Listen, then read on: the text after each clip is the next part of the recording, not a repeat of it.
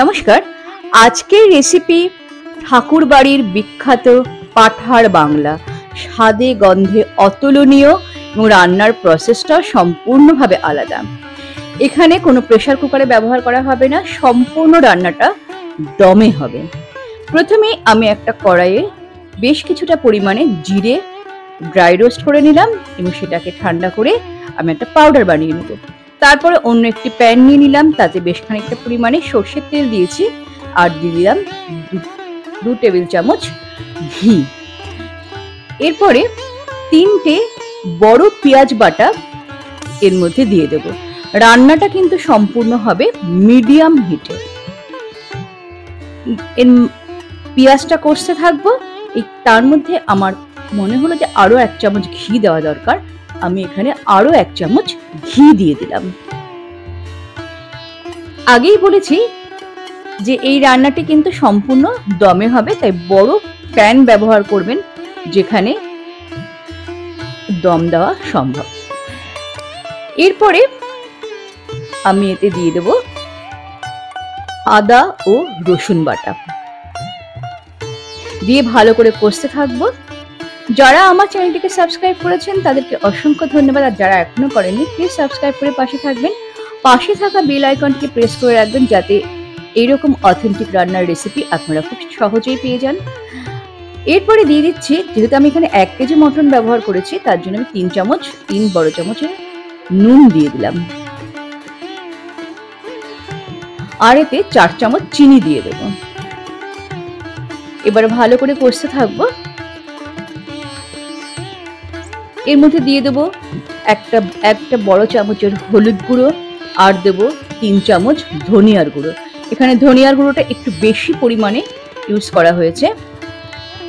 আমি এখানে 1 KG mutton নিয়েছি, আপনারা যদি 500 নেন তাহলে আপনারা 1.5 চামচ করে নেবেন, অর্থাৎ পরিমাণটা এইভাবে রেশিও করে নেবেন। এটা সাদা ভাত কিংবা পোলাওয়ের সাথে খুব ভালো লাগে খেতে। দিয়ে দিচ্ছি 3 চামচের মতো কাশ্মীরি লাল লঙ্কার গুঁড়ো, দিয়ে ভালো করে কষিয়ে নিচ্ছি।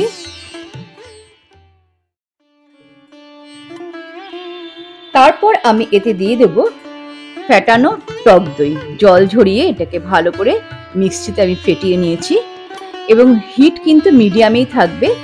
দিয়ে ভালো করে কষানোর পর যখন এর থেকে তেলটা বেরিয়ে আসবে, দেখুন চারিদিক দিয়ে তেল বেরিয়ে এসেছে, তখনই আমি এর মধ্যে আগে থেকে ধুয়ে রাখা 1 কিলো মাটন দিয়ে দিচ্ছি।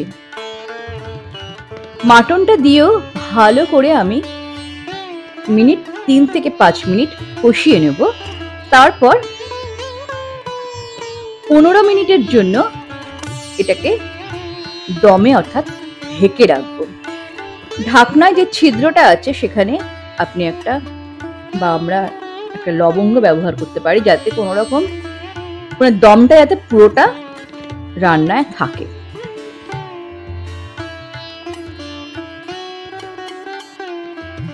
রুটি, লুচি, পরোটা বা পোলাওয়ের সাথে কিন্তু খেতে খুব ভালো লাগে এবং সাদা ভাতের সাথে অনবদ্য লাগবে। 15 মিনিট পর দেখুন ফিরে এলাম। মিডিয়াম হিটেই ছিল এটা। দই থেকে বেশ খানিকটা পরিমাণে জল বেরিয়ে এসেছে।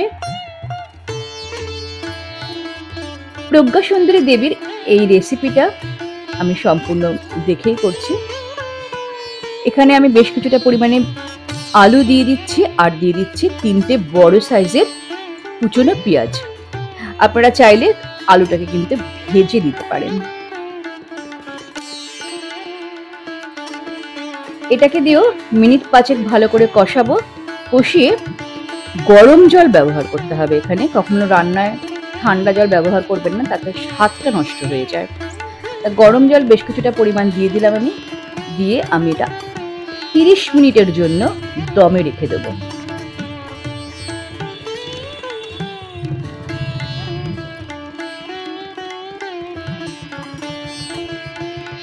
এখানে প্রেসার কুকারে একদমই ইউজ করা হবে না। ফিরে এলাম 30 মিনিট পর। এবারে ভালো করে নাড়িয়ে দেখে নেব।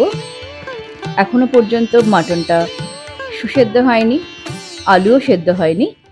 তো আবারও 1 কাপ গরম জল দিয়ে দিচ্ছি,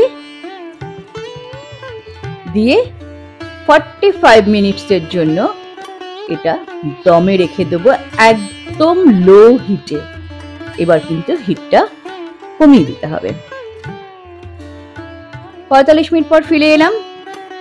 এবার দিয়ে দিচ্ছি যে ভাজা জিরেটা ছিল তার যে গুঁড়ো তৈরি করেছি সেই গুঁড়োর 3 চামচ এখানে মিশিয়ে দিলাম। ব্যাস তৈরি হয়ে গেল ঠাকুরবাড়ির বিখ্যাত রান্না পাঠার বাংলা। প্রজ্ঞা সুন্দরী দেবীর এই রেসিপিটা সত্যি অসম্ভব ভালো খেতে। আপনারা অবশ্যই বাড়িতে ট্রাই করবেন এবং আমাকে জানাতে ভুলবেন না কমেন্ট করে যে কতটা ভালো হয়েছে। তাহলে আজকের মতো এখানে বিদায় নিচ্ছি, আবার আসছে আরো কিছু ভালো রান্না নিয়ে। ততক্ষণ ভালো থাকুন, সুস্থ থাকুন, আনন্দে থাকুন। All the best.